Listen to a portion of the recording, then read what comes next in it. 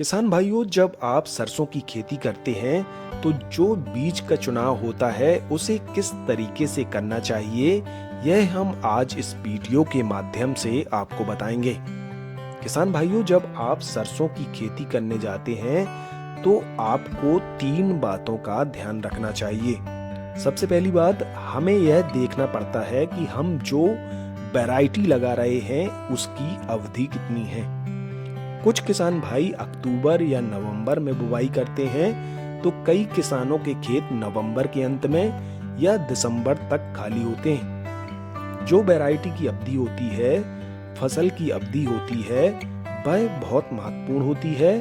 आप कितने दिन के अंदर फसल लेना चाहते हैं। दूसरी बात यह है कि आप जो वैरायटी लगाने जा रहे हैं उसका प्रति एकड़ उत्पादन कितना है।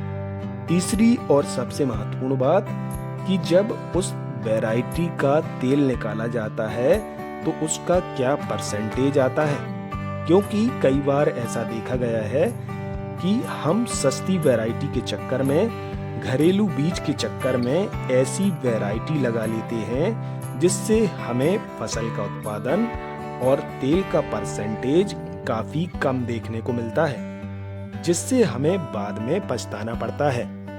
किसान भाइयों, सीमक सीड्स कंपनी के सरसों बीज की हाइब्रिड वैरायटी आकाश 8300 इन तीनों कसौटियों पर खरी उतरती है। अगर हम बात करें फसल की अवधि की, तो यह 120 दिनों में तैयार हो जाती है, जो अन्य वैरायटियों की तुलना में लगने वाला सबसे कम समय है।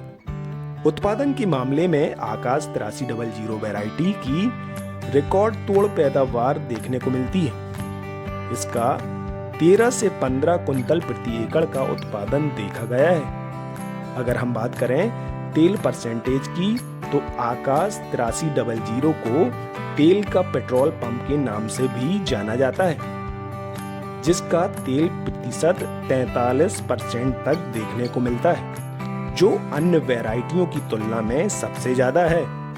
तो किसान भाइयों, देर किस बात की, आज ही लाइए सीमक सीड्स कंपनी के सरसों बीज की हाइब्रिड वैरायटी आकाश 8300 और अपने घर में खोलिए सरसों के तेल का पेट्रोल पंप।